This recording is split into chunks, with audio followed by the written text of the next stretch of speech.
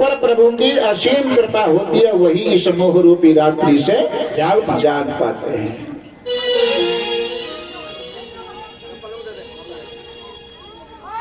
आज अयोध्या वासियों को सोते छोड़ करके वनवास में प्रभु राम भीलों से मिलते हैं, चोरी करने वाले भीलों से, निम्न जाति वाले भीलों से। इस कथा का आशय ये हुआ कि भगवान ऊंची बरादरी वाले से ही नहीं मिलते, भगवान पैसे वाले कोई नहीं मिलते, भगवान तो उनको मिलते हैं जिसके मन का सुंदर भाव होता है। प्रभु हमार सन बड़ से बिकाई, लेहिन बासन बस में चुराई। उन भीलों से मिले हैं। उनका राजा निषाद राज, और निषाद राज ने लक्ष्मण से पूछ लिया, महाराज आप कहाँ के रहने वाले हो? तो लक्ष्मण ने कहा, बोले हम अयोध्या के रहने वाले हैं, अवध के रहने वाले हैं। निषाद ने, भीलों ने उत्तर दिया, अवध के रहने वाले तो हम हैं। क्यों? जहां दिवस वहां भान प्रकाशा, जहां अवध वहां राम निवासा। जहां सूर्य है वही दिन है, और जहां राम है वही अयोध्या है। अब तो अयोध्या के रहने वाले हम। महाराज आज भीलों से, भील निषाद राज राम को जब आगे चल रहे हैं तो गंगा किनारे केवट के पास आते हैं, क्योंकि निषाद भी उन केवटों का, भीलों का राजा है। लेकिन यह एक संत कहते हैं कि केवट के लिए निषाद का इशारा है कि इनके चरण धोने का मौका तेरे पास है, मुझे तो चरणामृत प्राप्त हुआ नहीं, अगर तुझे मौका है तो तू प्राप्त कर सकता है। राम जी नाम मांग रहे हैं, और कल मैंने कथा सुनाई तो बावन भगवान एक ही पैर में अतल वितल सुतल तरातर सातल मातल पा सब कुछ नाप लिया, और यहाँ गंगा जी को पार करने के लिए केवट से नाव मांग रहे हैं। सोई कृपाल केवट है निहोरा, नाव मांग रहे, यहाँ मर्यादा निभा रहे हैं। केवट आया पास में, बगैर नाव के आया, मांगी नावन केवट आना, नाव लेके नहीं आया। और राम जी को देख करके केवट ने कहा, महाराज मुझे ऐसा लगता है क्या कि आपके चरण धूलि में बोझ सकती है, वो पत्थर की नारी बना देते हैं तो मेरी नाव तो काट की है, या की तो बहुत जल्दी नारी बन जाएगी, और या काठ की नाव की नारी बन गई तो नारी हो जाएंगी दो, एक तो घर में बैठी है, एक नाव की भी नारी बन जाएगी, तो फिर मैं दो नारियों का खर्चा कैसे वहन करूंगा, और जो घर में बैठी है उसे मैं कैसे समझाऊंगा। राम जी कहते हैं अगर नाव की भी नारी बन जाएगी तो हम तेरी शादी करा देंगे इसके साथ। महाराज जाके संग तो शादी करवा देंगे, लेकिन जो पहले तो शादी है क्या है, वह का जवाब दूंगो, वह क्या समझाऊंगो। लक्ष्मण जी बोले धन्य रे समझ भैया। राम जी ने समझाने की कोशिश कर रहा, पर घर भाई ना समझा सके तू है।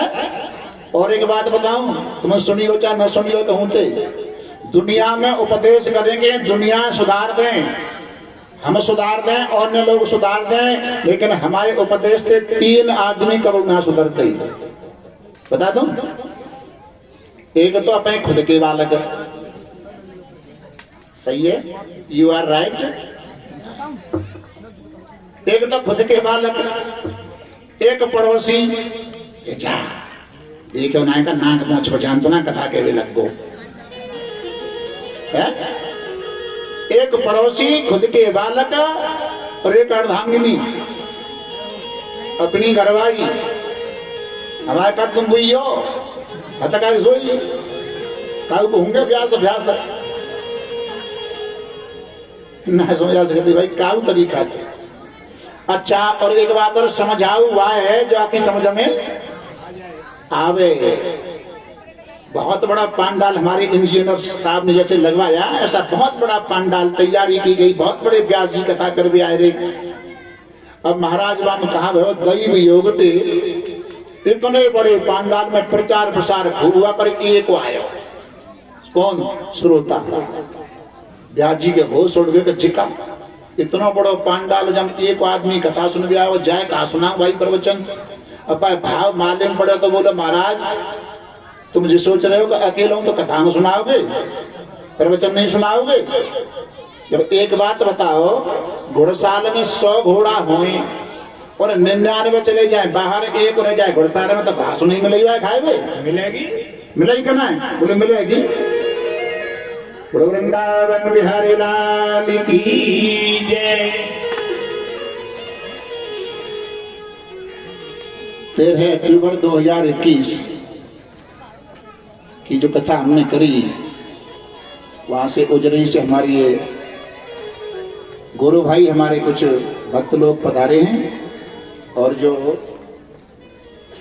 पन्नी सिया खोले का जो मुख्य यजमान है शोभरंग भगत जी, 2010 और 11 के ये यजमान है मेरे राम कुमार जी उजरई से। लेकिन मैं कही आज सुबह सुबह फोन आया, महाराज जी कब को है जन्मदिन, मैंने कि आज ही को है, तो बना रहे हैं सलाह। मैंने कि भले ही बना लो, मैंने तो कल लिया लांस पर तक उजरई भाई आए रहे। मैंने कि नाम तो मैंने नहीं घोचड़ी है जानती और का है, पर आ गए। हमारे जो परीक्षक जी हैं, इनका एक 2 लाइन का भजन है, उससे हमारे अपनी कथा में कहा करते थे कि जहां राधा रानी और अलबेली सरकार कन्हैया जय हो, ले चल पली पार कन्हैया, ले चल पली पार रे, ले चल पली पार। अरे जहां विराजे राधे रानी, जहां विराजे राधे रानी, अलबेली सरकार कन्हैया, ले चल पली पार रे, ले चल पली पार।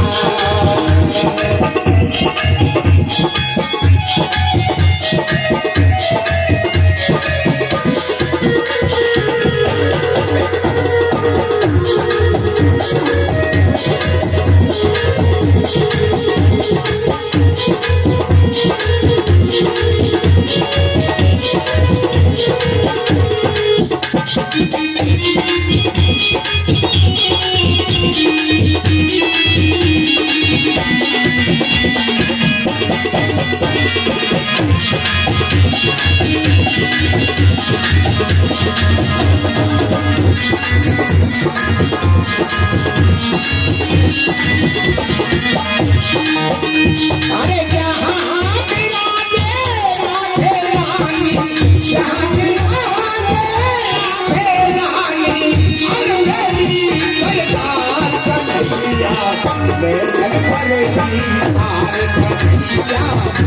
राधे रानी, जहां विराजे राधे रानी, अलबेली सरकार कन्हैया, ले चल पली पार कन्हैया, ले चल पली पार रे, ले चल पली पार।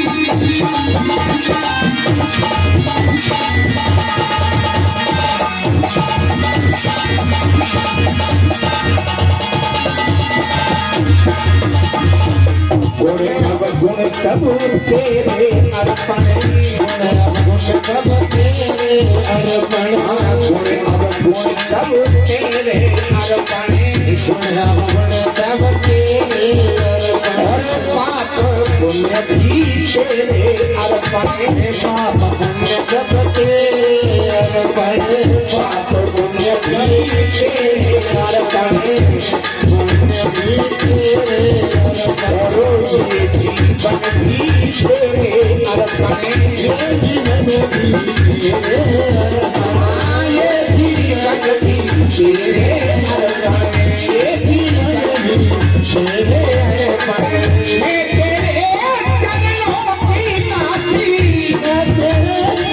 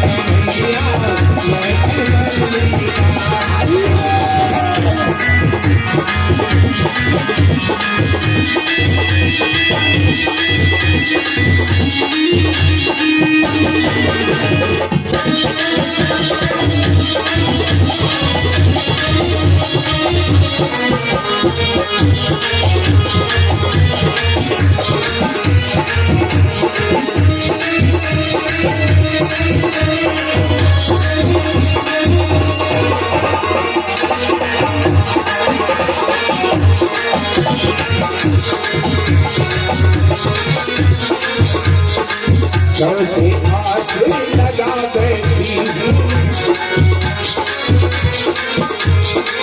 सबसे आगे लगा बैठी अपने आप को सजा बैठी अपना आप बुला बैठी अपना आप लुटा बैठी अपना आप लुटा बैठी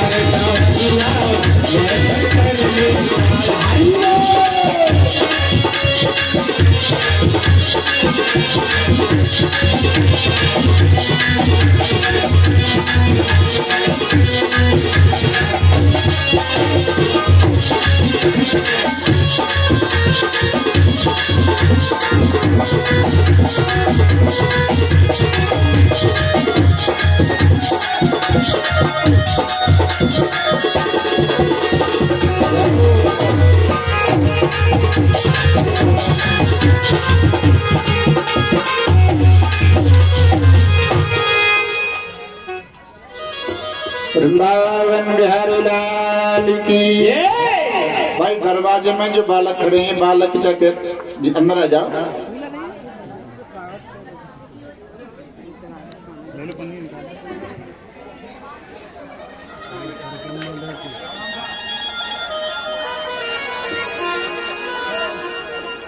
केवट ने कहा महाराज जब तक आपके दोनों चरण नहीं धो लूंगा तब तक मैं आपको नाम में बिठाने वाला। गौतम की घरनी जो करनी करेगी मेरी प्रभु को निषाद है किरार ना बढ़ाइयो तुलसी कई सराम रावड़े सुसाची कहूँ बिना पग धोए नाथ ना बना चढ़ाइयो। महाराज जब तक आपके दोनों चरण नहीं धो लेता तब तक मैं आपको नाम में बिठाने वाला नहीं हूँ नाम में बिठाने वाला नहीं हूँ। अब तो राम जी केवट को आज्ञा देते हैं केवट राम रजायस पावा पानी कठोता भर ले आवा। केवट फिर भी चतुराई कर रहा है किसी धातु के पात्र में जल लेके नहीं आया। जल लेकर के आया तो कठोता काट का पात्र होता है उसमें जल लेकर के पहले नारी बनेगी या कठोता की बनेगी परीक्षा हो जाएगी फिर मैं हाथ जोड़ के कह दूंगा महाराज मैं तुम्हें पार नहीं कर सकता आप कैसे भी पार चले जाओगे। शरण धोने लगा केवल अति आनंद उमगे अनुरागा चरण सरोज पखारन लगा अति आनंद। केवट ने एक पैर चरण धोया जमीन में रख दिया और बहाना क्या बना अरे महाराज ये तो बालू का हो गया। ऊपर पैर किया भगवान कहते क्या कर रहे हो गिर जाएंगे भाई। केवट ने कहा तो मेरा एक काम करो नहीं गिर सकते तो क्या करूं बोले मेरे दोनों हाथों से सर को पकड़ लो। केवट कह रहा मेरे दोनों हाथों से सर को पकड़ लो फिर नहीं गिरोगे। भगवान तो गिरे चाहे नहीं गिरे लेकिन जिसके सर के ऊपर भगवान के दोनों हाथ रखे वो भक्त कभी दुनिया में गिर नहीं सकता। जय हो। आज शरण धोए चढ़ा मत लिया और नाम में बिठाया तो केवट राम सखा तब नाव मंगाई, प्रिया चढ़ाए चढ़े रघुराई। सबसे पहले सीता जी को केवट के नाम में बिठाया, राम लक्ष्मण और एक चौथा व्यक्ति और है। गंगा के इधर पार आकर के मालूम पड़ेगा, पार किया तो उतर ठाड़ भय सुरसर रेखा और शी राम गुह, वो हमारे निषाद लखन समेता, शहर को पार कर दिया। अब राम जी सीता जी को इशारा करते हैं केवट की उतराई दे दी जाए। केवट ने कहा महाराज मैं तुमसे उतराई नहीं ले सकता। बोले क्यों? बोले हमारी तुम्हारी एक ही बिरादरी है। एक बिरादरी का नाम लिया, लक्ष्मण को गुस्साया, मूर्ख मल्ला तुम्हारी बिरादरी का। केवट ने कहा मैं तुमसे बात नहीं कर रहा, मेरी राम की एक ही बिरादरी है। कैसे? केवट हूं मैं तो विदगागर नदी को, आप भव सागर के केवट पुराने हो। महाराज मैं तो गंगा मैया से पार कराने वाला केवट हूँ और आप तो भव सागर से पार कराने वाले केवट हो। चाहे कोई छोटा केवट हो चाहे कोई बड़ा केवट हो, दोनों हैं एक ही स्टाफ के। और स्टाफ के लोग अपने काम का बदला कर लेते हैं लेकिन काम का पैसा नहीं लेते। मैं तुमसे उतराई नहीं ले सकता, नहीं तो मेरी बिरादरी वाले मुझे बिरादरी में से निकाल देंगे। क्यों? कि एक केवट ने दूसरे केवट से उतराई ले ली।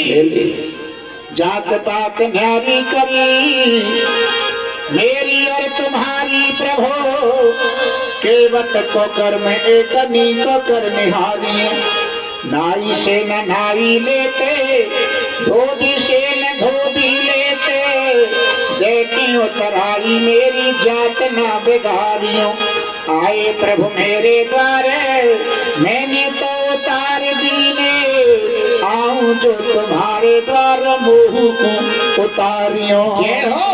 बदला कर लेते हैं। ये तो अपना व्यवहार बना लिया है, केवट ने व्यवहार बनाया। और फिर चतुराई क्या कर रहा है? बोले महाराज उतराई अब ना लंगो। तो कब बोलेगा भैया? बोले फिरती बार मोहि जो देवा, सोई प्रसाद में सिर धर लेवा। 14 साल के वनवास की अवधि को पूरी करके आओ तो मेरे ही घाट पर होके जाना, और जो कुछ भी आप उतराई दोगे उसे प्रसाद समझ करके ग्रहण कर लूंगा। लेकिन राम जी केवट को उतराई देके नहीं आए हैं, उतराई नहीं दी है, वो तो विमान से निकल गए ऊपर हो। भरद्वाज मुनि के आश्रम पर आते हैं। गंगा पार करने के बाद संत महात्माओं को दर्शन देते प्रभु राम चित्रकूट आश्रम पर आते हैं। यह शोध पाए प्रयाग निवासी, यह शोध पाए प्रयाग निवासी, यह शोध पाए प्रयाग निवासी, यह शोध पाए प्रयाग निवासी। बचता पश मुनि जेठे उदासी, बनता सजना जेठे उदासी, बनता जेठे उदासी। भट्ट ब्रह्मचारी तपस्वी सिद्ध मनीषी लोग चित्रकूट पर राम के दर्शन के लिए संतों की भीड़ उमड़ रही है। और गोस्वामी जी महाराज कहते हैं कि चित्रकूट पर ही गुरु वशिष्ठ जी, भरत जी महाराज, माताएं, जनक जी राम से मिलने के लिए आते हैं, राम को वापस करने के लिए आते हैं। देवताओं को चिंता होती है, अगर भरत के प्रेम को देख करके राम यहाँ से वापस हो गए तो हमारा कार्य अधूरा रह जाएगा। राम जी ने यहाँ से चित्रकूट से अपनी पादुका भरत को देकर के वापस किया। प्रभु कर कृपा पामुरी दीनी, सादर शीश भरत धर लेनी। उन पादुकाओं को अपने सर के ऊपर रख लिया। पादुका है आधार। जैसे बहन बेटी कोई मिट्टी का या कोई बर्तन पानी का भर के लाती है तो एड़ूरी बना लेता ना, एड़ूरी वो उसका आधार है, बर्तन का आधार है। ऐसे ही पादुका आधार है। और प्रैक्टिकल यहाँ कथा सुनने के लिए आ रहे हैं, और अगर तुम्हें ये मालूम हो कि वो व्यक्ति यहाँ है कि नहीं और तुम्हारे साथ आया है, भीड़ अगर ज्यादा हो जाए तो गेट पर पहुंच जाओ, गेट पर पहुंच जाओ और ये देख लो कि मेरे साथ आया तो इसके जूते चप्पल यहाँ है कि नहीं। अगर जूते चप्पल है तो समझो अभी पांडाल में ही है, प्रांगण में ही, अभी यहाँ से गया नहीं है, क्योंकि जूते इंतजार कर रहे हैं। मालिक आएगा तो कभी न कभी ले जाएगा। और कभी कभी ऐसा यहाँ तक मालिक देखते रहे, यहाँ तो कोई बीच में ले जाऊं तो बांके बिहारी के मंदिर पर भक्तों की भीड़ लगी तो वहां से किसी भक्त के जूते चोरी हो गए। गुस्सा में आकर गया बांके बिहारी के पास, क्या व्यवस्था है आपकी, पहली बार दर्शन करने आया और जूते चोरी हो गए, ये जाके कहूंगा। अंदर जब गया तो बांके बिहारी को देखा तो उनके ही चरणों में ना हंसते, बाहर लौट गया। बोले क्या हुआ, जब वो नहीं के कोई ले गो तो भाई में कोई ले गो हो। तो ये पादुका है आधार, और आधार क्या, राम नाम का आधार। आधार जब साथ में है तो राम कभी न कभी तो वापस आएंगे। चित्रकूट पर एक भाव आता है प्रभु राम के मन में, क्या, यहाँ तक की भूमिका तो मेरी रही है और यहाँ से आगे की भूमिका अब सीता जी की रहेगी, तो क्यों न फिर मैं सीता का श्रृंगार अपने हाथों से करूं। तो लक्ष्मण को श्रृंगार करने के लिए पुष्प लेने भेजा, फूल लेने भेजा। लक्ष्मण जाके चले गए पुष्प लेने के लिए, फूल लेने के लिए। इसी बीच में दोनों पत्नी में विनोद होने लगा, विनोद माने आनंद जैसा होने लगा। राम जी ने कहा सीते, मैंने आज तक अपनी बात नहीं बताई। बोले महाराज मैंने ना बताई, और दोनों का भाव एक ही है। बोले क्या। सीता जी ने कहा कि आपके चरणों से मेरे चरण कई गुने ज्यादा सुंदर है और मान्यता ज्यादा है। मानस रहस्य में एक भाव आया है कि राम जी के दोनों चरणों में 24-24 चिन्ह हैं, 24-24 रेखाएं हैं, 24 दूनी 48, और यही 48 रेखा सीता के दोनों विपरीत पैरों में है। दाएं पैर वाली बाएं पैर में और बाएं पैर वाली दाएं पैर में, वही चरण रेखा तो बराबर ही है। अब कह रहे हैं कि मेरे चरणों से आपके चरणों से मेरे चरण सुंदर और मान्यता ज्यादा है। राम बोले ना, मेरे चरण सुंदर है, मान्यता ज्यादा है। अब विवाद होने लगा तो फैसला कौन करे, कोई तीसरा आदमी हो वही तो कर सकता है। अब लक्ष्मण जी पुष्प लेकर के झोली भर के जब आ रहे तो बोले इसका फैसला लक्ष्मण से कराएंगे, चलो। लक्ष्मण जी आए, प्रस्ताव रखा, लक्ष्मण हम दोनों में आपस में ये जिद हो रही है। सीता जी कह रही है मेरे चरण सुंदर है, मान्यता ज्यादा है, और मैं कह रहा हूं मेरे चरण सुंदर है, मान्यता ज्यादा है, फैसला आप कर दो। लक्ष्मण जी ने पहले सोच विचार करे, ये विवाद है कौन में रहो। बोले पति पत्नी में, और पति पत्नी के बीच में अगर मैं बहराए बनूं फैसला कर भी तो फैसला एक के पक्ष में जागो, एक ते बुराई बनेगी। लक्ष्मण जी बोलिए फैसला क्यों अपने आप कर लो, मोह मतदारा चक्कर में। और जी कथा जी सिखा रही है कि पति पत्नी की लड़ाई में कोई बहराए के पंच मत बनियो, निशान को तो एक आ जाएंगे, तुम्हें कभी नहीं पूछेगा 6 महीना तक। फैसला तो नहीं, आपका फैसला मान्य होगा।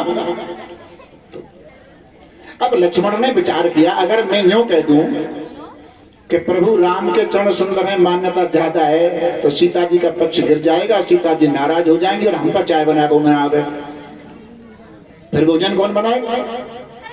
तो लक्ष्मण जी ने कहा भैया, बोले हाँ, अब दोनों को लगता है कि बात कौन से पक्ष में जाए। मुझे ऐसा लगता है कि आपके चरणों से सीता मैया के चरण सुंदर हैं। तो सीता जी एकदम बोली ले लो, कहते हैं ना मेरे चरण सुंदर है, तुम्हारी से तुम्हारे भैया ना कहीं तो और को कह देगो।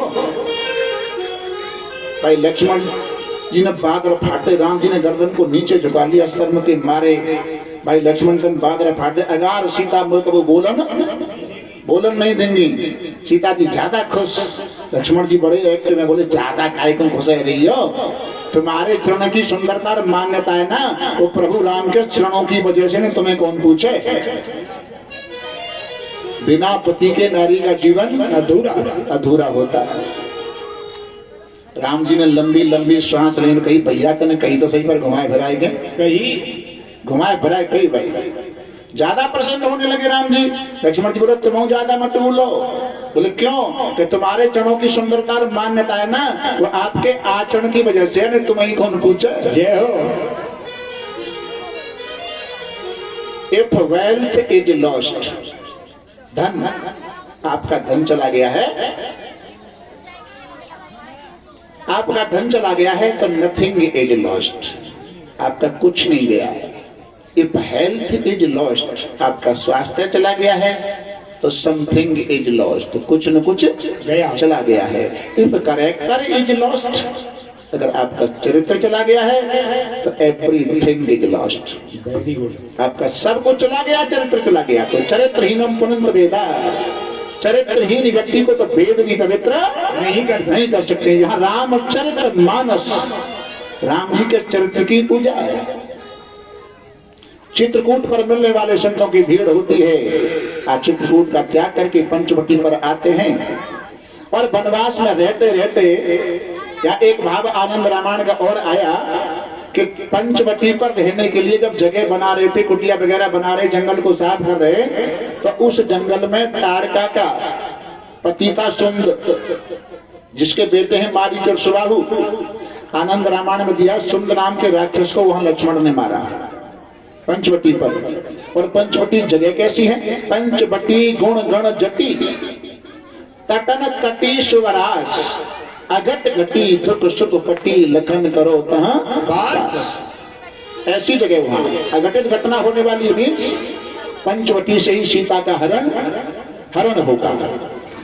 राम जी को वनवास में रहते रहते 13 वर्ष निकल गए हैं, लेकिन रावण से लड़ने के लिए कोई बहाना नहीं मिला। अंतिम 14वें वर्ष में पंचवटी पर शूर्पणखा बहाना बन करके आई।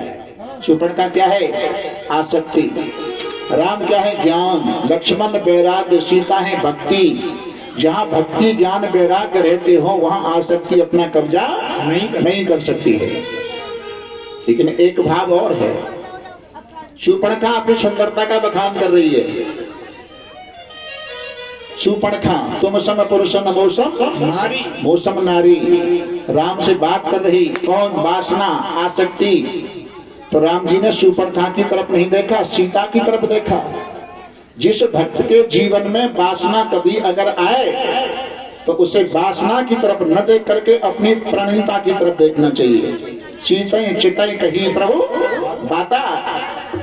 और जब चर्चा हुई तो कहा कि मैं तो शादी नहीं कर सकता, और सीता की तरफ देख करके कहा कि आह कुमार मोर लघु भ्राता, मेरा छोटा भाई लक्ष्मण को आ रहा है। और यह बात है, लोग पकड़ के बैठ जाते हैं कि भाई राम कहते हैं और कहते हैं कि राम दुबरो न भाषते, राम दो प्रकार की बात नहीं करते, लेकिन राम ने झूठ बोला। तो लक्ष्मण तो कुआरे थोड़े।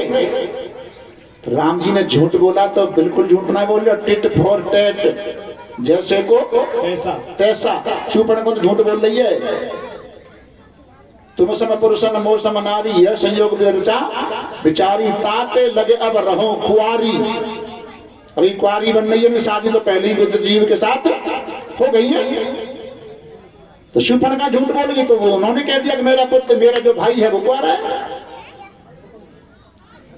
लेकिन आज शूर्पणखा जानती है कि जब तक इनके दोनों के बीच में ये स्त्री रहेगी, कौन? सीता, तब तक मेरा काम बनने वाला नहीं है। तो शूर्पणखा आसक्ति सीता भक्ति के ऊपर झपटी। राम ज्ञान ने लक्ष्मण वैराग्य को इशारा दिया। एक बार चौपाई के माध्यम से लक्ष्मण ने शूर्पणखा को सुंदरी कह दिया। सुंदरी बिना देखे, शूर्पणखा को लगा कि बिना देखे सुंदरी कह रहा, और देखेगा तो बलिहार हो जाएगा। लक्ष्मण रूपी वैराग्य ने कहा कि नहीं देख रहा हूं, तभी तक सुंदर है। तो जब देखने लगो ना, आज इसका भाग क्या है? वैराग्य के द्वारा नाक कान कटवा लिए। अच्छा, नाक कान ये नहीं, ये वासना किसी ऐसे भक्त के पास पहुंचती है तो अपना प्रभाव डालना चाहते, तो नाक कहते हैं प्रतिष्ठा। नाक माने प्रतिष्ठा और कान माने स्तुति, वेद।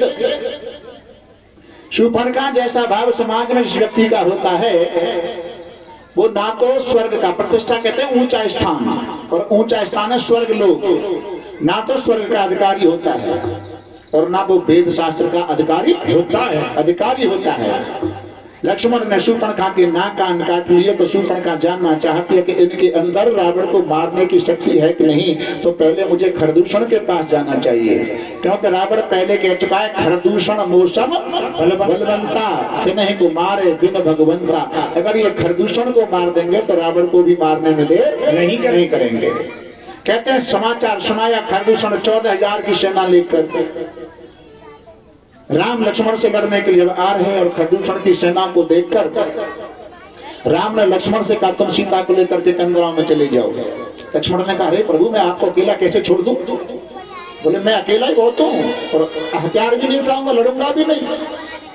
अब क्या किया, उस सर्वांतर्यामी राम को सब निशाचर राक्षस 14,000 की सेना है वो एक दूसरे में देखते हैं। ये रहे राम, ये रहे राम।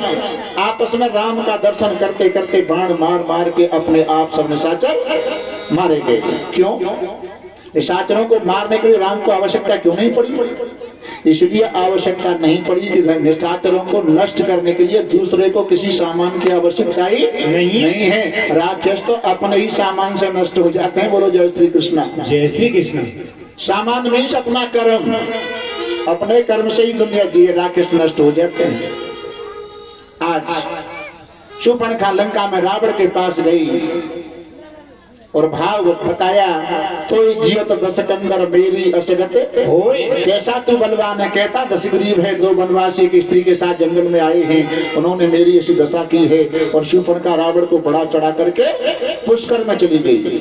अजमेर से 10 किलोमीटर आगे के क्षेत्र है पुष्कर, जहाँ मेला लगता है, वहाँ ब्रह्मा जी का मंदिर है। और कहते हैं उस स्थान पर जाकर शूर्पणखा ने तपस्या की। आगे चलकर द्वापर युग में यही शूर्पणखा कुब्जा बन करके आएगी।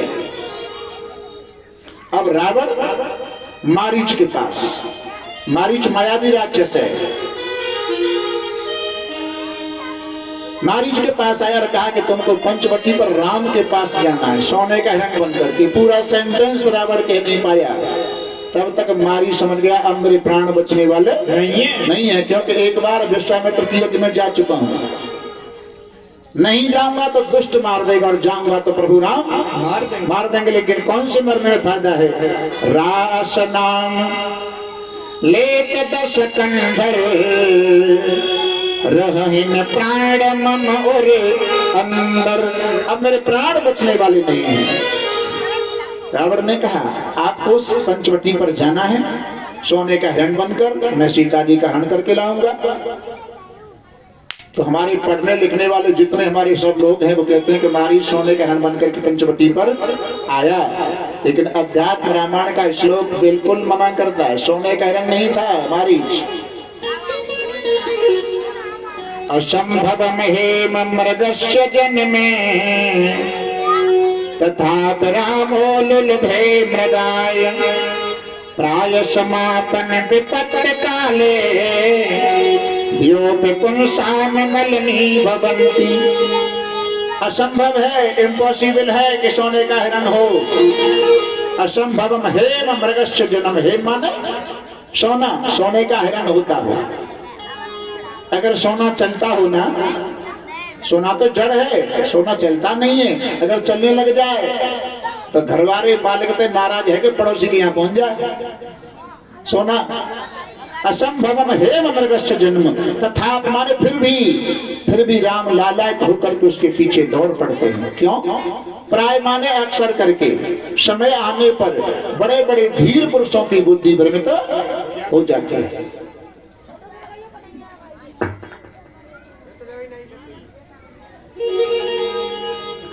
अकल कहे तुम्हें बड़ी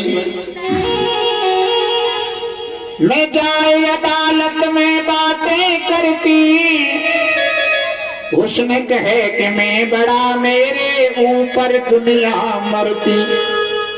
माया कहे कि मैं बड़ी मेरे किस्मत पानी भरती। समय कहे तुम तीनों झूठे मेरे मन आवेशो करती। समय के अनुसार अगर समय होता, इस कथा का समय होता तो 7 अप्रैल था। 7 अप्रैल ठाकुर को मंजूर नहीं था, तो आज जनवरी 30 दिसंबर से कथा हो रही है। ये समय का ही तो खेल है। बड़े बड़े धीर पुरुषों की बुद्धि भ्रमित हो जाती है। पंचवटी पर मारीच आया तो सोने का हिरण नहीं था, अमर कोश में दिया सुनहरा माने अच्छा, सोना जैसा उसका रंग था, सुंदर था। और सीता की दृष्टि हिरण के ऊपर पड़ी तो देखो प्रभु कितनी सुंदर मृगशाला बनेगी, इस हिरण को मार करके लाओ। सीता जी को छोड़कर जब राम जी चलते हैं, मारीच आगे आगे राम जी पीछे पीछे, तो दौड़ते समय सीता जी ने क्या देखा? राम के दौड़ते समय उनके चरण तलवों को निहारा, चरण तलवों को। जे विद कपट कुरंग संग धाय चले श्री राम, सोचत सीता उड़न रखे रटत रहे ते हर नाम। उन चरणों का ध्यान कर रही है? और माया की मारीच ने राम की आवाज में हा लक्ष्मण कह करके पुकारा। सीता जी को यह शब्द सुनाई दिए, कहा लक्ष्मण आपके भाई राम संकट में हैं। एक बार तो लक्ष्मण जी ने कहा ब्रकुट विलास सृष्टि होई सपने हु संकट पर ही कर सोई। जिनकी भ्रकुटी मात्र टेढ़ी होने से महाप्रलय हो सकती है, क्या ऐसे प्रभु के ऊपर संकट आ सकता है? लेकिन समय के अनुसार भक्ति को अकेली छोड़कर ज्ञान और वैराग्य पंचवटी को खाली करके चले जाते हैं। काम रूपी रावण आया, संत वेश में आया, लेकिन रावण ने संत वेश में सीता का हरण नहीं किया। क्यों? चारों वेदों का जानने वाला विद्वान आचार्य इस बात को जानता है, मैंने अगर संत वेश में सीता का हरण किया तो आगे चल करके संतों के चरित्र पर कलंक लग जाएगा। अपने असली रूप में आ गया। स्वरूपम दर्श्यामास महापर्वत सन्निभम, विशालता सभी दशास्यम दशमुख विंशति भुजम, 20 भुजा काल मेघ समुद्यतम, 10 शीश 20 भुजा वाला अपना रूप धारण किया। और पंचवटी से थोड़ी दूर आगे चल करके जब देखा तो वन में रहने वाली जो अनुचरी वगैरह है वो रावण को देख करके घबरा जाती है। अच्छा, यहाँ एक प्रसंग और है। रावण को ब्रह्मा का शाप लगा था कि रावण ने एक टिप्पणी अध्यात्म रामायण में दी है, पुंज के स्थला अप्सरा से दुर्व्यवहार किया और उसने शिकायत ब्रह्मा जी से की। ब्रह्मा जी ने रावण को शाप दिया कि आज के पर्यंत तुम किसी पर स्त्री से स्पर्श करोगे तो तुम जल करके भस्म हो जाओगे। अगर सीता जी से स्पर्श रावण पंचवटी पर करता तो लड़ाई की जरूरत ही नहीं पड़ती, वहीं भस्म हो जाता। तो स्पर्श तो नहीं किया होगा, तो क्या सीता अपनी इच्छा से बैठ गई? रावण के रथ में अपनी मन से बैठ गई? अगर अपनी इच्छा से बैठ जाती तो फिर राम सीता जी को लेने के लिए लंका जाने वाले नहीं थे। तो आगे का श्लोक क्या बता रहा है? तद्दृष्ट्वा देवस्य भूतानि च वितक्रसे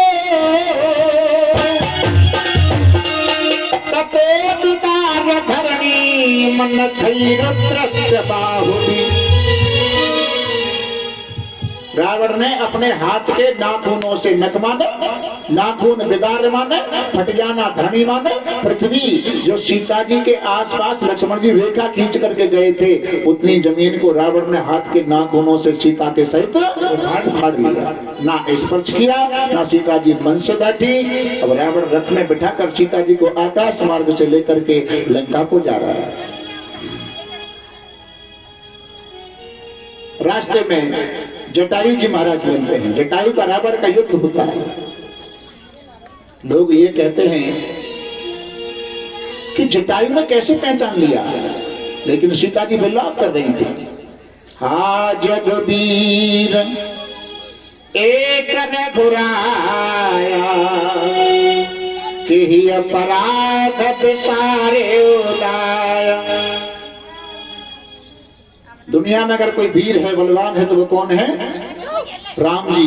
हाँ जगबीर एक रघुराया, मैंने कौन सा पाप कर दिया, कौन सा अपराध कर दिया जिसके कारण मुझे छोड़ दिया?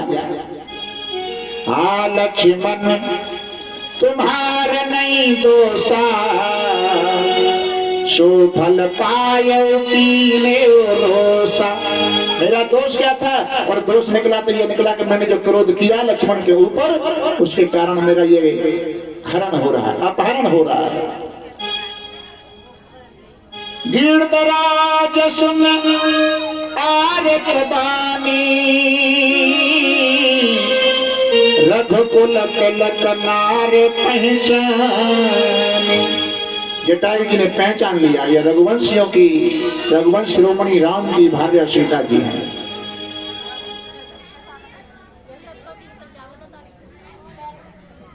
सीता के बिलाप सुन भारी, भय चराचर जीवत खारी।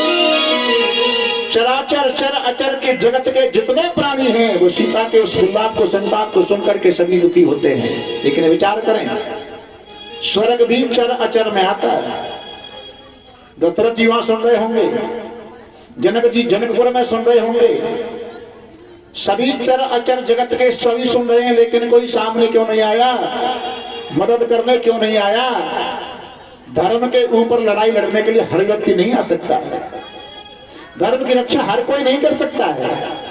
जटायु ने कहा, जानता है रावण बलवान है, लेकिन धर्म की रक्षा करने के भले ही प्राण चले जाएं, लेकिन धर्म की रक्षा करनी चाहिए। आज जटायु का रावण का युद्ध होता है। रावण ने कृपाण से, तलवार से नहीं, तलवार में और कृपाण में अंतर होता है। तलवार में एक तरफ धार होती है और कृपाण में दोनों तरफ धार होती है, इसलिए उसका नाम है कृपाण। इधर कृपा और ना इधर कृपा। कृपाण से जटायु के पंख काट दिए हैं। अंत समय में जिन रेखाओं का ध्यान सीता जी कर रही थी, उन्हीं रेखाओं का ध्यान अब जटायु कर रहे हैं। रेखाओं का ध्यान सिखाने वाली जटायु की गुरु कौन? सीता।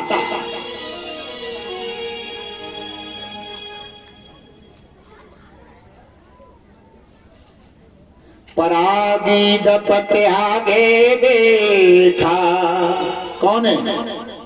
सीता जी को तो लेकर के रावण अशोक वाटिका में पधरा दिया, और इधर राम लक्ष्मण जब आए तो क्या अंतिम श्वास ले रहे हैं जटायु जी महाराज, लेकिन भजन किसका कर रहे हैं?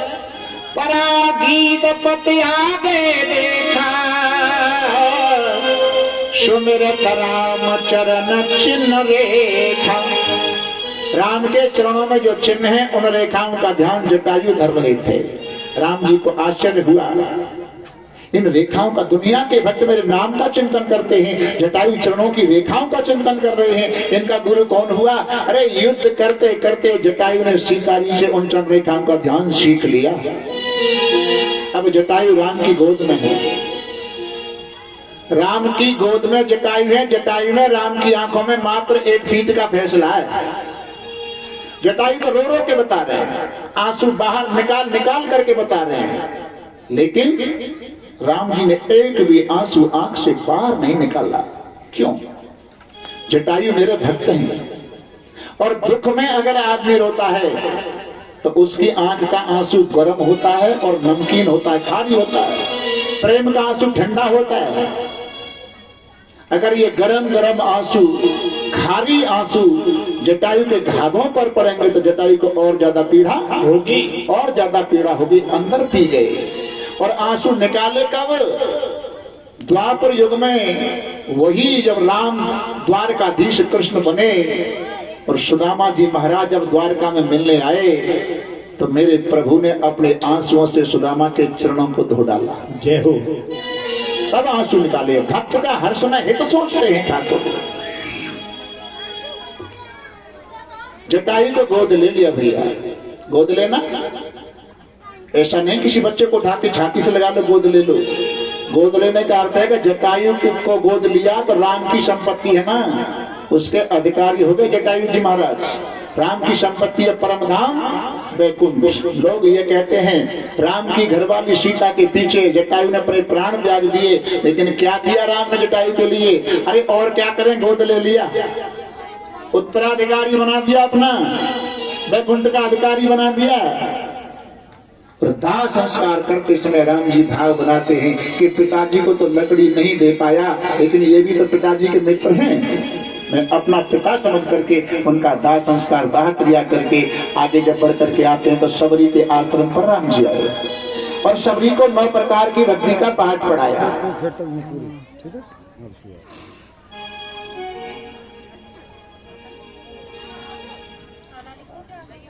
नवम सरल सब सम छल हीना, नव में 9 में से और हृदय हरस 9 प्रकार की है। नवम सरल सब सम छल हीना और मोहि कपट छल छिद्रम भावा। 9 भक्ति पार तब होंगी जब पहली इस लाइन से चौपाई से जुड़ जाए, जिसका अंतःकरण और 9 भक्ति में कोमा लगा लगा करके भक्ति है। प्रथम भगत संतन कर संगार, दूसरी भक्ति मम कथा प्रसंगा। गुरुपद पंकज सेवा कोमा है, तीसरी भगत अमान, समहि मान प्रद आप अमानी। गुरुपद पंकज सेवा, तीसरी भगत अमान, चौथी भगत मम गुण गण, करहि कपट तजी गान का, मोहि कपट चल चित्र न भावा। इस प्रकार आगे आश्रम से निकलते हैं तो हनुमान जी महाराज मिलते हैं ब्राह्मण के रूप में। हनुमान जी ब्रह्मचारी हैं, सुग्रीव से मित्रता कराते हैं हनुमान जी। सुग्रीव रहते कहाँ है? ऋष्यमूक पर्वत पर, और ऋष्यमूक पर्वत का अर्थ है ऋष्यमूक, मूक माने मौन, जहाँ संत तपस्वी संत रहते हो ऐसे स्थान का नाम है ऋष्यमूक पर्वत। वहां बाली नहीं आता, क्यों? बाली काम का प्रतीक है। और ऋष्यमूक पर्वत आज भी यहाँ भी था। आज तारीख 3 है, तारीख 3 है तो मंदिर पर जो सत्संग हो रहा होगा या हो गया है वही ऋष्यमूक पर्वत है। ऐसे ऋष्यमूक पर्वत पर बाली मीन्स काम भटकता नहीं है। सुग्रीव वहां पर रहते हैं। सुग्रीव जीव की मित्रता ब्रह्मचारी हनुमान ब्रह्म राम से करवाते हैं। अब यहाँ लोग क्या कहते हैं कि मित्रता तो बराबरी में होनी चाहिए, लेकिन राम मनुष्य के शरीर में है और सुग्रीव बंदर बिरादरी के हैं, बंदर के शरीर में है, फिर दोनों की बराबरी कैसे हो गई? एक संत कहते हैं वास्तव में दोनों की बराबरी है। सुग्रीव की घरवाली को तो बाली ने छुड़ा लिया और राम की घरवाली को रावण ले गया है। दोनों की बराबरी है, मेरी को तुम दिला दो, तुम्हारी को मैं दिलवा दूंगा। आज मित्रता होती है अग्नि को साक्षी करके, पावक साक्षी देर कर जोड़ी प्रीत बढ़ाए, अग्नि साक्षी करके दोनों की मित्रता करवाई। और आज राम जी कहते हैं त्यागे सखा सोच बल मोरे, मेरे बल पर अब तुम निश्चिंत हो जाओ। लेकिन सुग्रीव मित्र को अपने मित्र राम पर विश्वास नहीं है। महाराज कैसे कहते हैं, अभी से कैसे कहते हैं? क्यों? आप केवल 2 अक्षर की बात कर रहे हो, त्यागे सखा सोच बल, और बाली है ना, कहें सुग्रीव सुनो रघुवीरा और बाली महाबल। तुम तो 2 अक्षर की बात कर रहे हो, तो 4 अक्षर हो गए। बाली महाबली है, कैसे विश्वास हो जाए? तो भैया तुम्हें कैसे विश्वास? बोले प्रभु परीक्षा दो। सुग्रीव परीक्षा की बात कर रहे हैं। लक्ष्मण बोले और बलाने मित्र, मित्र तुम्हारे ऊपर विश्वास है ना है तुई। राम जी बोले भैया तो जैसे विश्वास हो वही परीक्षा देने तैयार हूं। तो एक काम करो, क्या? दुंदवी अस्त्र ताल दिख रहा है, दुंदवी नामक राक्षस की हड्डियों में होके ताड़ के 7 वृक्ष निकले हैं, इनको एक बाण में काट दें तो मुझे विश्वास हो सकता है कि आप बाली को मार सकते हैं। दुंदवी अस्त्र ताल दिखराए और बिन प्रयास रघुनाथ चढ़ाए। एक ही बाण में गोलाकार 7 वृक्षों को काट दिया। अब सुग्रीव को विश्वास हो गया कि बाली को मार सकते हैं। राम के कहने से सुग्रीव ने बाली को ललकारा और बाली सुग्रीव की ललकार को बाली की पत्नी तारा ने सुना। तारा ने सुना तो तारा ने मना किया बाली से, महाराज मत जाओ। तो बोले क्यों? कि अब सुग्रीव उनसे मिल गया है, किनसे? तृणते कुल तृण करेगी, तिनके को वज्र बना दे, वज्र को तिनका बना दे। उन राम से मिल गया है, राम का नाम लिया तो बाली ने क्या कहा मालूम है? अब तो मैं जरूर जाऊंगा, पहले जाता चाहे नहीं जाता, लेकिन अब जरूर जाऊंगा। कहे बाली सुन भीर प्रिय समदर्शी रघुनाथ, जो कदाच मोहि मारे हैं तो पुण्य हो सनाथ। अगर राम जी मुझे मार देंगे तो तारा में सनाथ हो जाऊंगा, सनाथ हो जाऊंगा। तारा ने कहा मेरे नाथ, क्या अभी तक आप अनाथ ही थे? और अनाथ के दो अर्थ होते हैं भैया। अनाथ जैसे आप यहाँ से जाओ कहीं रास्ते में किसी जंगल में, आपको कोई अनभिज्ञ बालक मिले और वो अपना पता ठिकाना नहीं बता पाए, माँ बाप का नाम नहीं बता पाए, तो क्या कहेंगे? इसका दुनिया में कोई नहीं है, कोई नहीं है, अनाथ है। अनाथ को अनाथशाला में छोड़ दो, ये अनाथ है। जिसका कोई नहीं होता वो अनाथ है। और एक अनाथ वो है जो किसी को नाथ माने ही नहीं, नाथ माने ही नहीं। ना तो रघुनाथ को माने, ना यदुनाथ को माने, ना सदगुरुनाथ को माने। और भाई तक कहते हैं अनाथ और अनाथ कर दो, बिना नाथ को वही।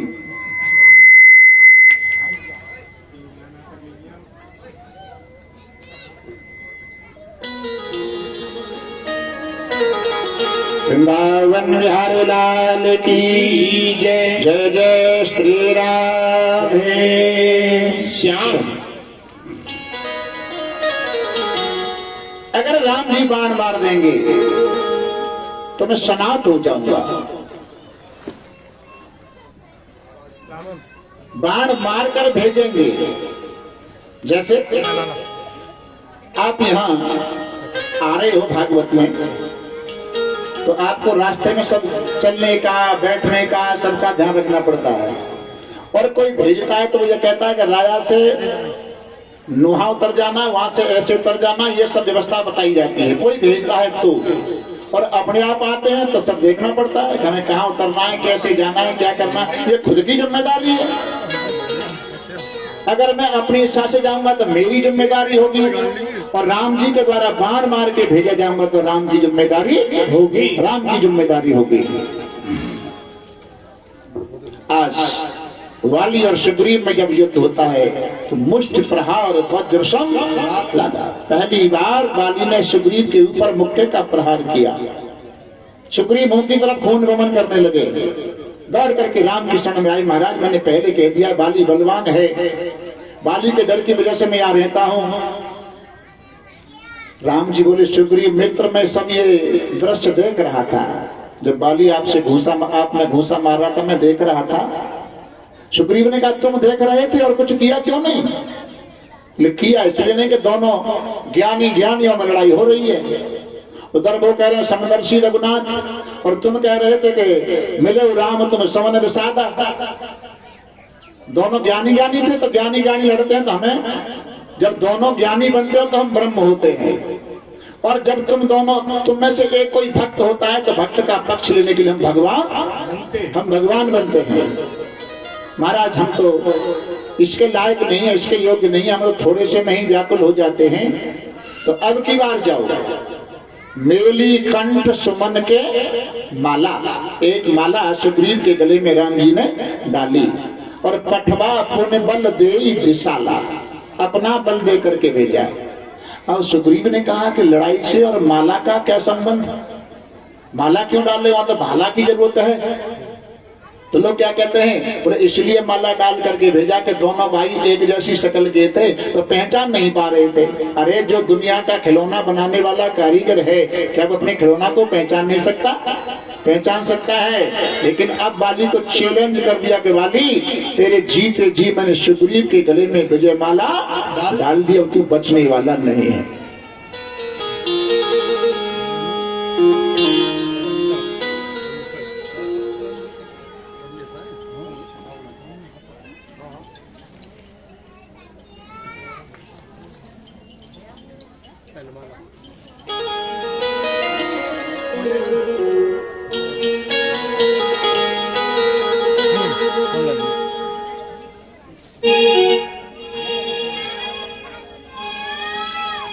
राधे राधे बोल रे मन, श्यामा श्यामा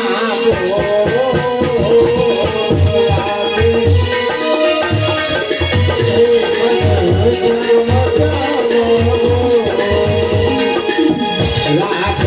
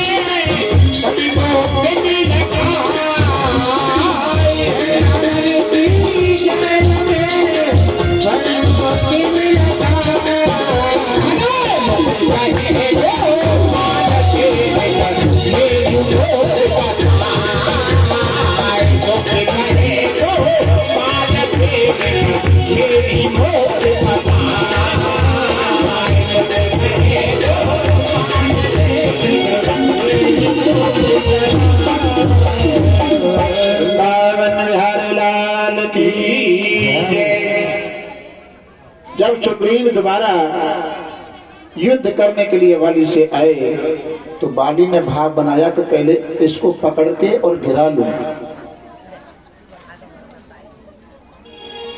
सुग्रीव को गिरा लिया, छाती पर बैठ गया, गदा ऊपर उठा ली। अब सुग्रीव समझ गया कि गदा आई नीचे और हम गए ऊपर। गदा मुंड सम्मेलन हुआ और गए। विटप ओट ओट देखें रघुराई। राम जी छुप करके देख रहे थे, वृक्ष की आड़ में बैठकर। बाण मारा, बाली के वक्ष स्थल में लगा। देख कहीं राम सामने आए। बाली ने कहो धर्म हेतु तो अवतरे गुसाई, मारे मोहि व्याध की नहीं। आपका कहाँ का धर्म है? धर्म की रक्षा करने के लिए आपका अवतार हुआ है और मुझे इस प्रकार से छुप करके मारा। मैं बैरी सुग्रीव प्यारा, कारण कवन नाथ मोहे मारा मारा। आपकी इस मित्रता में कोई रहस्य है? अगर सीता जी को लाने के लिए आपने सुग्रीव से मित्रता की है तो मुझे अकेले से करते तो उस रावण को तुमने 6 महीने अपनी बगल में दबा के रखा, सीता को तुम्हें अकेला ले आता। लेकिन राम जी कहते हैं बाली तू पापी है। बाली ने कहा आपका शब्दकोश ठीक नहीं है। क्यों? अगर मैं पापी हूं तो पापी को अंत में भगवान का दर्शन नहीं होना चाहिए। दर्शन नहीं होना चाहिए। मुझे दर्शन क्यों दे रहे? अगर मैं पापी हूं तो तुम भगवान नहीं हो, सिद्ध करो। अब तो तरह तरह की बात सिद्ध करनी पड़ती है। सुनत राम कोमल अत बानी और बाल शीश पर सा निज पानी पानी। अपने हाथ से बाली के शरीर को स्पर्श किया और कहा बाली अब मत कहना मैं बैरी सुग्रीव प्यारा प्यारा। और उधर भी कर परसा सुग्रीव शरीरा और कन्भा कुलस गई सब पीरा। उधर से भी उधर भी हाथ से स्पर्श किया, इधर भी हाथ से स्पर्श किया, दोनों की बराबरी। लेकिन अब अंत में बाली ने अंगद को बुलाया, प्रभु इसकी बाह पकड़ लो। राम जी ने कहा हमसे कह रहे हो हम इसकी बाह पकड़ लें? अरे इससे कहो ना ये हमारे चरण पकड़ ले। बाली ने कहा नहीं कहूंगा। क्यों? ये चरण पकड़ेगा तो जिम्मेदारी इसकी होगी और तुम इसकी बाह पकड़ोगे तो जिम्मेदारी तुम्हारी होगी। गही बाह सुर नर नाह दास आपन अंगद कीजिए। आज इस प्रकार से वानडीव सेना लेकर के राम जी समुद्र के तट पर आते हैं। यहाँ से हनुमान जी लंका यात्रा को चलते हैं। लंका यात्रा का अभिप्राय है कि जीव भक्ति के रास्ते पर अपना पैर रखता है तो उसके सामने त्रिगुणी माया बाधक बन करके आती है, बाधक बन करके आती है। लेकिन यहाँ भाव है जाम बंत में पूछो तो ये तो हनुमान जी कह रहे हैं और जामवंत क्या कह रहे हैं कि इतना कर हूं, इतना माने लिमिट में। कोई 100-200 ml की कोई सिरप वगैरह है और उसमें से 2-4 ढक्कन ले लो और फिर पूछो कि कितनी है, बोले इतनी है। इतनी माने लिमिट में है। इतना कर हो तात तुम जाही और सीता दे के कहूं सुध। सीता की खबर लाकर केवल राम जी को सुना दो, इतना करना। इतना कह करके भेजा। और आगे जब उनको सुरसा मिली, सुरसा से हनुमान जी का कभी छोटे हो जाते हैं, कभी बड़े हो जाते हैं। सुरसा मिली तो सुरसा ने कहा कि राम काज सब करी हूं, तुम बल बुद्धि निधान। राम के सब कार्य करो। हनुमान जी कंफ्यूजन हो गए, मुझे तो इतना कह के भेजा, ये सब क्या है? पर सुरसा ने वैसे आवेश में कह दिया होगा सब करो, कोई बात नहीं। लंका के दरवाजे पर पहुंचे तो लंकिनी मिली। सुरसा है सात्विकी माया, लंकिनी है रजोगुणी माया। और लंकिनी ने कहा कि प्रवेश नगर कीजिए सब काजा काजा, हृदय राख कौशलपुर राजा। अब तो हनुमान जी को लगा भाई 2 सदस्य हो गए सब कहने वाले। सुरसा भी सब कह रही है और ये लंकिनी भी सब कह रही है, अर्थात मुझे क्या करना चाहिए? समुद्र पार करके अशोक वाटिका में जैसे आए तो त्रजटा सीता जी के पास एक भीषण की पुत्री है। त्रजटा पत्तों में छुप रहे हैं। छुप करके अशोक वाटिका में अशोक वृक्ष के ऊपर छुप रहे हैं। तो त्रजटा ने अपना सपना सुनाया। रामचरितमानस में तो एक ही त्रजटा है, लेकिन हमारे जितने साधक हैं वो सब त्रजटा है। त्रजटा नाम राक्षसी एका। त्रजटा जिसने अपने बालों को समेटकर 3 जटा बनाई हैं। वो कर्म की जटा, उपासना की जटा और ज्ञान की जटा, सद्भाव की जटा, सद्विचार की जटा और सद्विचार, सद्भाव, सद्गुण, इन तीनों प्रकार के जटा बनाने वाले को त्रजटा कहते हैं। प्रचुर मात्रा में सर से भी बालों का प्रादुर्भाव और विचारों का भी प्रादुर्भाव बुद्धि से होता है, सर से होता है। जिसके बाल बिखरे हैं उसके विचार बिखरे हैं। जिसने अपने बालों को समेट के जटा बना ली, उसने विचारों को समेट के जटाएं बना ली। त्रजटा सपना सुना रही है। त्रजटा नाम राक्षसी एका, राम चरण रक्त निपुण विवेका। और सपना क्या सुनाया? तीनों चीजें। रति माने प्रेम, निपुण माने कुशल, निपुण माने कुशल है। राम चरण रक्त निपुण विवेका, विवेका माने ज्ञान, भक्ति, ज्ञान, वैराग्य, ये 3 प्रकार की जटा। तो सपना क्या सुनाया? सपने बानर लंका जारी और जात धान सेना सब मारी। हनुमान जी की समझ में आ गया कि यही सब है। वो लंका और जलानी केवल खबर ही ना ले जाएंगे। अशोक वाटिका को उजाड़ दिया, मेघनाथ ब्रह्म पास में बांध करके हनुमान जी को रावण के सामने ले जाके खड़ा किया। अब रावण को मिलाने क्या क्या बचता है? हनुमान जी चुपचाप खड़े हैं, चुपचाप खड़े हैं। और किसी ने पूछा जब लौट के आए कि रावण इतना अनर्गल कुछ भगता रहा, तुमने कुछ कहा क्यों नहीं? तुम कुछ क्यों नहीं बोले? तो हनुमान जी में एक भाव है कि एक आदमी बहुत शकल को खराब और बातें 10-5 लोग मजाक करने लगे, कुछ कहने लगे, फिर बातें कहेंगे जे सब बोल रहे हैं और तुम चौना बोल रहे। तो वो आदमी कहा कहने लगे, बन की यूं बताओ 10-5 थूतरे न के गार एक मुखारबिंद ही कहा चलेगी। रावण के तो थूतरे 10 थूतरे अनर्गल बगेगा। हनुमान जी कुछ नहीं कहते हैं, बोलते नहीं, शांत रहते हैं। और लंका जलाकर सीता की खबर लाकर जब राम जी को सुनाई तो राम जी ने कहा, हनुमान आज तुमने सिद्ध कर दिया ज्ञान नाम अग्रगण्य। कैसे प्रभु? अगर कोई किसी का नुकसान करता है तो पहले थोड़ा बहुत नुकसान अपना करना पड़ता है। किसी के यहाँ आग लगाओ तो माचिस की तिल्लियों की व्यवस्था करनी पड़ेगी, तेल की व्यवस्था करनी पड़ेगी, कुछ न कुछ करना पड़ेगा। लेकिन वारे वाह हनुमान जी, लंका जला दी, अपना कुछ गांठ से लगाया भी नहीं। बोले प्रभु मैंने लंका कब जलाई है? नहीं जलाई? बोले ना। तो लंका जलाने में किस किस का हाथ था? बोले सुनो, हनुमान जी बता रहे हैं।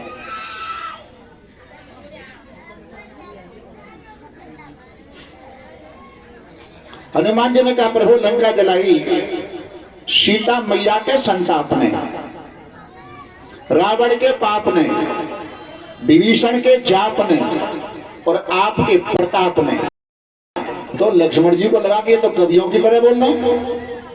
राम जी मुस्कुराए, दोबारा सुनाना। सीता मैया के संताप ने, रावण के पाप ने, विभीषण के जाप ने, आपके प्रताप ने। राम जी बोले कि सब है गए, एक आध कोई और रहेगा, बोले कि एक और रहेगा। बोले कौन? बोले हमारे बाप ने। जय हो। हमारे बाप ने। मीस हरे प्रेरित नहीं अवसरे चले मुरत 49 अट्टहास कप गरजे कप बड़ लाग आकाश। लंका जलाते समय 49 मर्दों ने हनुमान जी की सहायता की है। पवन के पुत्र कहलाते हैं, 49 पवन हैं, उन्होंने सहायता की है। इस प्रकार अंगद को शांति दूत बना करके भेजा गया। अब विचार करें, राम की लीला बड़ी विचित्र है कि सोने की लंका जलवा दी और फिर फैसला का अंगद भेजा जाए। अर्थ क्या है? अंगद सिपाही हैं और हनुमान संत हैं। संत आस्था का प्रतीक है और सिपाही व्यवस्था का प्रतीक है। हनुमान जी शब्द शास्त्री हैं, शास्त्र, और शास्त्र में तो डंडा निकाल लो, क्या हो जाएगा? शस्त्र। शस्त्र। शास्त्र में से एक डंडा निकल गया तो बचा शस्त्र। वो शस्त्र अंगद के पास है। सिपाही के पास में डंडा रहता है। डंडा से व्यवस्था बनाई जाती है और शास्त्र से आस्था बनाई जाती है। आज लौट करके जब आते हैं, दोनों का काम प्रभु से जोड़ने का है। हनुमान जी हाथ जोड़ के जोड़ते हैं, विनती करो जोड़ कर रावण। हाथ जोड़ के कह रहे हैं, तज मान मद मोर शिखावन, मेरी बात मान जाओ, सीता जी को लौटा दो, राम जी के चरणों में चले जाओ। और अंगद ऐसे नहीं, अंगद का टेक्निकल, उनका जो भाव है वो दूसरा है। प्रैक्टिकल में क्या है? अपना पैर जमा दिया और पैर जमाया तो कोई भी योद्धा हो मेरे पैर को फाड़ करके देख ले, कोई योद्धा नहीं फाड़ पाया। रावण स्वयं आया और पैर को हटा लिया अंगद ने। रावण ने कहा ऐसा करना तो पहले पैर जमाया क्यों? और जमाया तो फिर उखाड़ नहीं देते। अंगद कहते हैं कि झुकना तो यहां सीखो, और वास्तव में झुकना है तो प्रभु राम के चरणों में जाकर के झुको। जय हो। सिखा रहे हैं इस प्रकार झुकना। लंका के युद्ध में रावण ने एक एक करके अपने वंश वालों का विनाश प्रभु राम के हाथों से कराया है।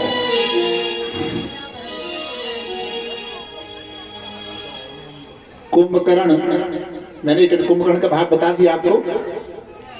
कुंभकर्ण भी लड़ने से पहले तो सीता जी से जगत माता कह रहा था, जगदम्बा हर आन तब सट चाहत कल्याण कल्याण। लेकिन जब उसको कुछ खिलाया पिलाया होगा, भगवान जाने क्या किया होगा, तब लड़ने के लिए तैयार हुआ। एक एक करके आकाश से नारायण तक को बुलाया, पाताल से रावण को बुलाया, और अंत में राम रावण का युद्ध होता है। विभीषण के सारे पर प्रभु राम 31 बाण चलाते हैं, 10 शीश 20 भुजा 1 नाभि।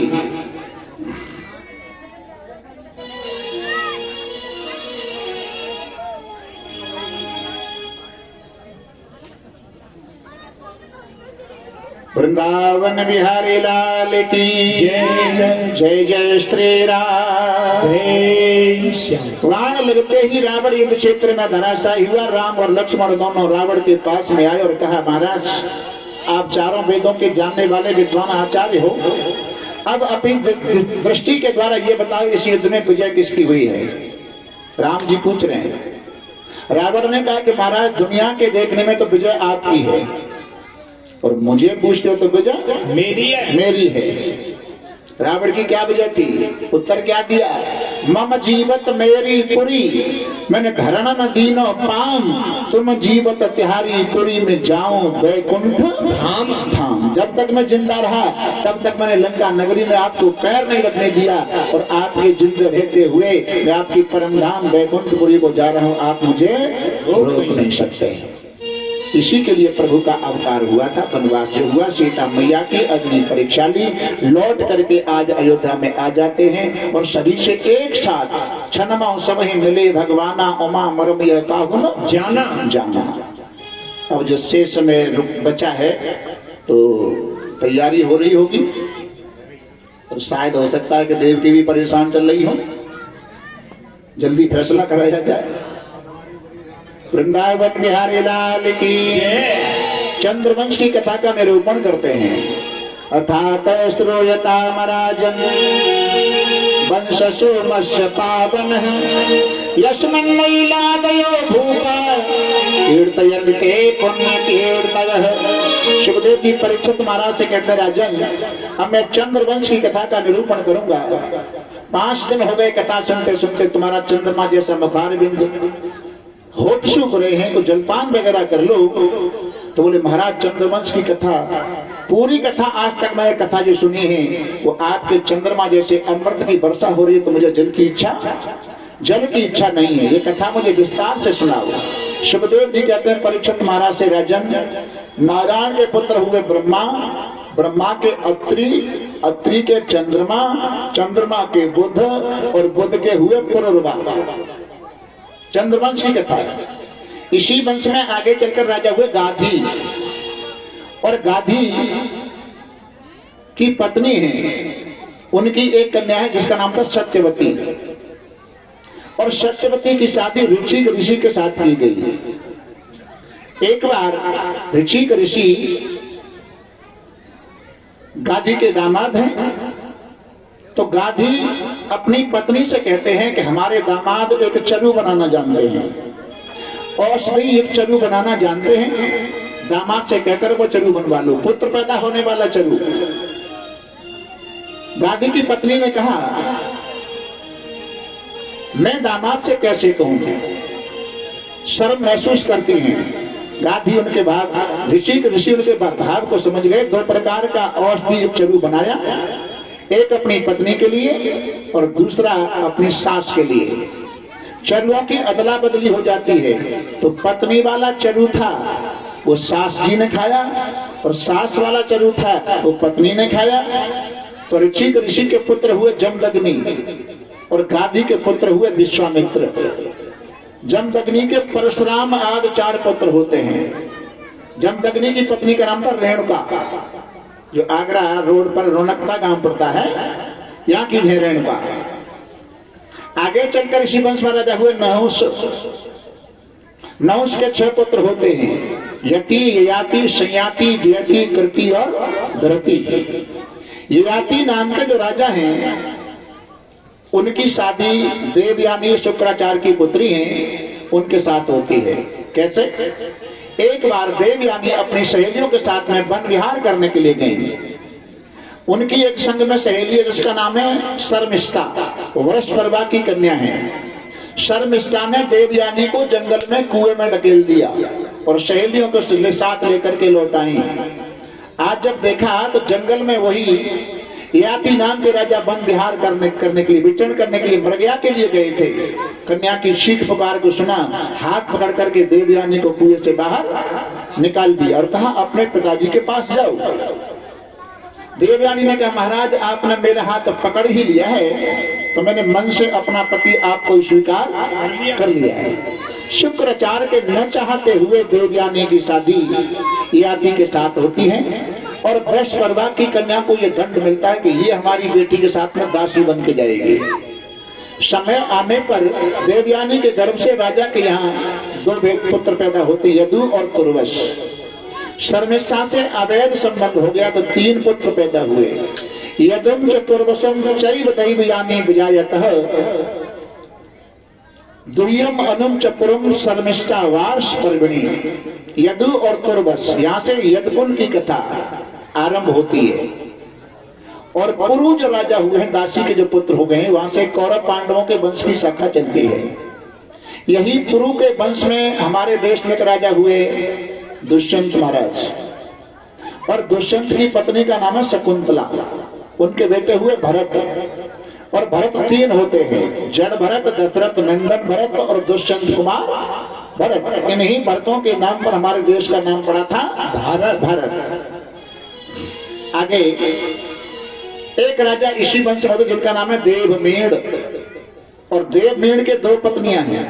एक पत्नी के हुए अर्जन्य पर्जन्य, एक के हुए 9 नंद बाबा 9 भाई हैं, वो दूसरी पत्नी के हैं। सूरसेन के हुए वसुदेव जी महाराज, और वसुदेव की 7 पत्नियां थी।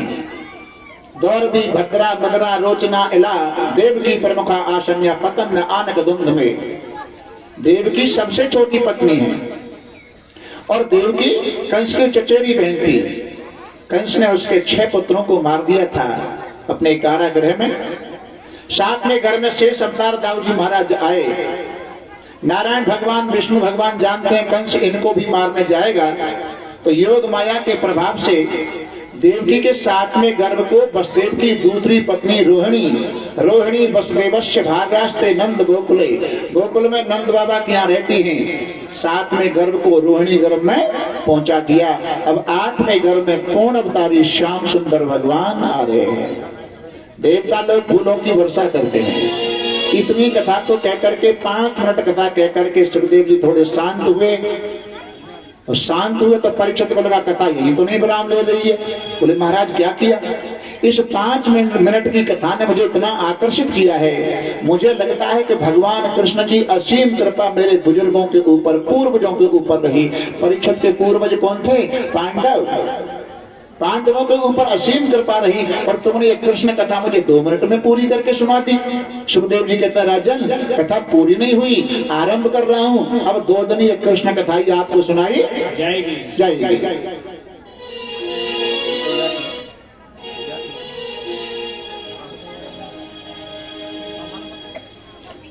परीक्षित महाराज से सुखदेव जी कहता राजन मथुरा के राजा उग्रसेन हैं और प्रेम सागर में आता है कि उनकी पत्नी का नाम था पवन रेखा।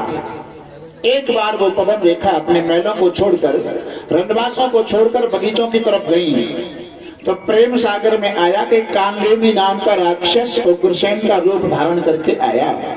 उसने पवन रेखा के साथ में दुर्व्यवहार किया और भागवत कहती है एक दुर्मिल नाम का राक्षस आया और उसकी छाया पवन रेखा के ऊपर पड़ी तो पवन रेखा के गर्भ में जो बालक है वो ही आगे चल करके कंस होगा। होने वाले बच्चे का भविष्य ज्योतिषियों से पूछने लगे उग्रसेन महाराज। ज्योतिषियों ने कहा महाराज ये बालक तुम्हारे वंश का नाश करने वाला बालक पैदा होगा। जन्म लेते इस बच्चों को लता पताओं में लपेट कर यमुना में प्रवाहित कर दिया। बहता हुआ बालक आगरा से आगे बटेश्वर जहाँ शूरचंद महाराज राज्य किया करते थे, वो यमुना जी में स्नान करने आए। बहते हुए बच्चे को पेटी के अंदर बंद देखा, उठाकर अपने यहाँ ले गए और उस बच्चे का पालन पोषण वसुदेव के साथ किया गया। जब वो बालक धीरे धीरे बड़ा होने को आया तो उसने चर्चा में सुना कि मेरे पिता मथुरा के राजा थे, मुझे यमुना में प्रवाहित कर दिया है। कंस बड़ा होने पर रात्रि में बटेश्वर से मथुरा आया और अपने पिता उग्रसेन को गद्दी से उतार कर जेल में बंद कर दिया, स्वयं मथुरा की गद्दी पर बैठ गया। अब मगध के राजा हैं जरासंध को लगता है कि मथुरा के राजा उग्रसेन और पुत्र कंस में आपस में विरोधाभास है। कंस अभी बालक है तो कंस को क्यों न परास्त करके मथुरा को अपने अधिकार में कर लूं। जरासंध ने मथुरा के ऊपर चढ़ाई की। जरासंध कोई और राजा नहीं है, ये मथुरा हमारा तुम्हारा पांच भौतिक शरीर ही मथुरा है।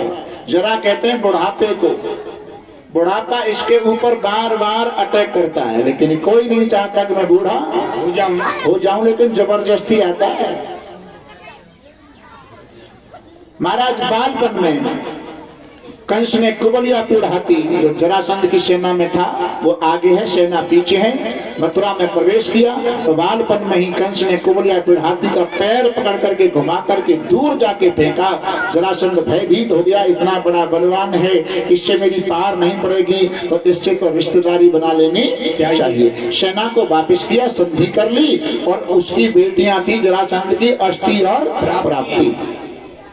कंस क्या है? लोभ। मथुरा में कंस कौन है? लोभ। इसकी रानी कौन है? अस्थि और प्राप्ति। अस्थि माने है और प्राप्ति जिसको और पाने की इच्छा लगी रहती है, उसकी 2 रानियां हैं, अस्थि और प्राप्ति। अस्थि प्राप्ति का विवाह कंस के साथ कर दिया गया। अब देवक की पुत्री है देवकी। कंस मथुरा के राजा हैं। राजा का उत्तरदायित्व बनता है अपनी चचेरी बहन की शादी भाग बनाया, मैं अपने मित्र वसुदेव के साथ करूंगा। और वसुदेव जी शादी करने के लिए मथुरा में आए कंस ने इतनी धूमधाम से शादी संपन्न की, 200 घोड़े, 200 रथ, 200 दास और दासियां शादी को संपन्न करा के, जिस रथ में देवकी वसुदेव बैठ करके विदा होकर के जा रहे, उस रथ का स्वयं सारथी कंस को बनाया। कंस स्वयं रथ को हाथ करके ले जा रहा है, प्रेम में विह्वल हो गया, लेकिन देवता लोग इस पापी के प्रेम को सहन नहीं कर पाए। इस देवकी पर प्रेम से तुम हो रहे आज निहाल, लाल आठला होएगा कंस तुम्हारा का। पत प्रगणम कंस महाभाषा शरीरवान, अस्ता अष्टमो गर्भो हंतायाम बहसे अबुद। ऐ कंस, इस देवकी को तुम्हें प्रेम के साथ विदा करने जा रहा है, इसका 8वां बालक तेरा काल होगा। आकाशवाणी हुई और आकाशवाणी के सुनते ही कंस रथ से नीचे कूद पड़ा और देवकी के केस पकड़ करके खींचने लगा मारने के लिए। वसुदेव ने कहा, भैया थोड़ी देर पहले तुमने अपनी बहन का कन्यादान लिया है और अब इसको मारना चाहते हो? गोस्वामी जी महाराज कहते हैं, ये हो रे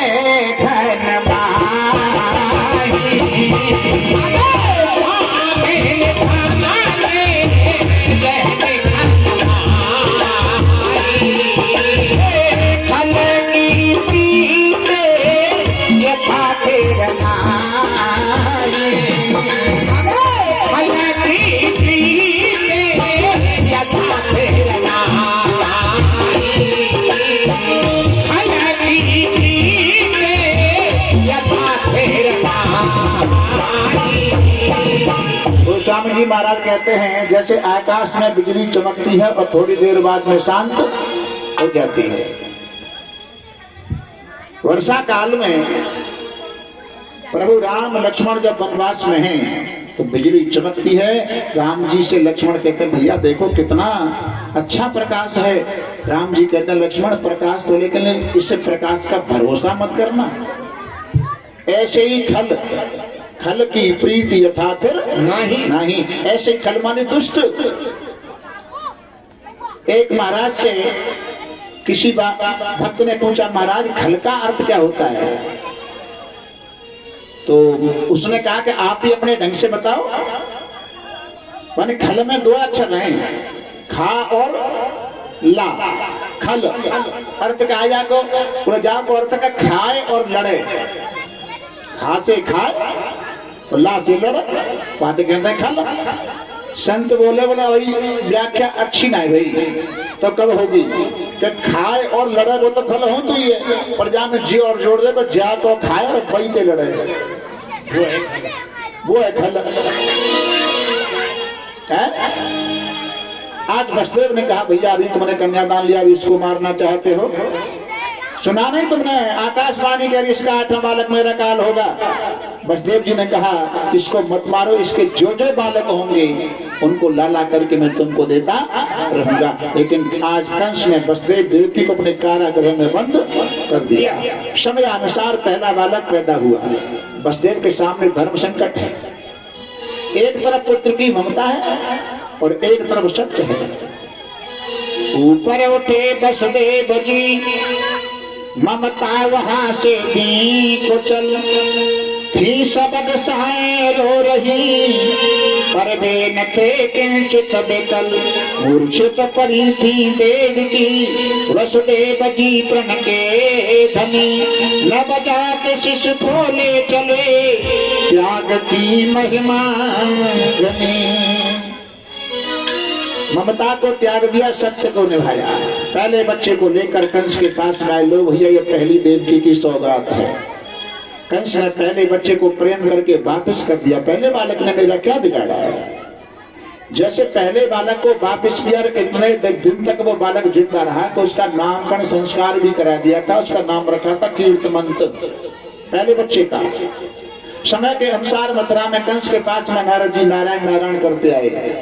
कंस ने प्रणाम किया, महाराज प्रणाम, दुनिया की कुशल क्षेम सुनाओ। नारद जी तो बड़े विनोदी है, बोले दुनिया की कुशल का मैं तेरी कुशल लेके आया हूँ। मेरी क्या कुशल है? अरे तूने देवकी के पहले बच्चे को वापस क्यों कर दिया है? महाराज पहले बालक ने मेरा क्या बिगाड़ा, मेरे तो 8वां काल है ना। महाराज जी बोलो देवता बड़े चतुर होते हैं, अगर इधर से गिनती शुरू करोगे तो 5वीं ये है, और इधर से गिनती शुरू करी तो 5वीं ये है। अगर देवताओं ने उल्टी गिनती आरंभ कर दी तो पहला ही बालक 8वां सिद्ध हो जाएगा। कंस बोला तो पहले बच्चे को मार दो। बोलो मार लेना, मारने की तू जाना, मेरे काम बताए को। बस नारद जी आग लगा करके चले गए। इस प्रकार कंस दौड़ता हुआ आया, देवकी बच्चे को प्रेम करने में लगी, उस बच्चे को पैर पकड़ करके दीवार से मार दिया। 6 बच्चे मार दिए हैं। 7 में गर्भ से सरकार दाऊजी महाराज को रोहिणी गर्भ में पहुंचाया गया। अब 8वें गर्भ में पूर्ण प्राणी श्याम सुंदर भगवान आए। पावन धरा पर धर्म का हिरास होता जब कभी, संतों का हृदय सुन, तब हृदय का जब कभी संतप्त संतों का हृदय सुन, तब हृदय का त्राण का तो बदहृदय नवनीत सा, जाता पिघल भगवान का। कंस के कारागृह के अंदर भगवान का प्राकट्य होता है। देवकी वसुदेव चतुर्भुज भगवान का दर्शन करते हैं और एक रूप से भगवान बाल रूप में है। शशंक चक्रम सकरीत कुंडलम, शपीत वस्त्रम सरसीर हेक्षणम, सहार वक्षस्थल कौस्तभम श्रियम, नमामि विष्णु शिरसा चतुर्भुजम। आज चतुर्भुजी भगवान का दर्शन कंस को कारागृह के अंदर कंस के यहाँ देवकी वसुदेव को होता है। और क्या क्या लेकर के आए? तम दबतम बालकम भुजेक्षणम, शंख चक्र गदायुधम, श्रीवत्स लक्ष्यम बल शोभ कौस्तुभम, पीतांबरम सांद्र पयोध शोभगम। शंख चक्र गदा पद्म धारण किए हुए आज भगवान का दर्शन देवकी वसुदेव को होता है। और बाल रूप में आज शिशु रूप में सामने हैं। और आज कहते हैं कि आप मुझे बाल रूप वाले कृष्ण को मथुरा से गोकुल पहुंचा दो। कैसे पहुंचा दें? जन्म कब हुआ? भादों का महीना, अंधेरी रात्रि। कंस के पहरेदार लगे हुए हैं, हाथों में हथकड़ियां, पैरों में बेड़ियां हैं। लेकिन जैसे ठाकुर को सूप में रख करके वसुदेव जी ने सर के ऊपर रखा तो हाथों की हथकड़ियां, पैरों की बेड़ियां अपने आप खुल गई। ये हथकड़ी बेड़ी क्या है? हथकड़ी बेड़ी है माया के बंधन। और भगवान को सर के ऊपर रखने का अर्थ है बुद्धि में ज्ञान, और बुद्धि में विवेक ज्ञान जब हो जाता है तो माया के बंधन अपने आप खुल जाते हैं। अंधेरी रात्रि में आज पहरेदार सो रहे थे, फाटक अपने आप खुल गए।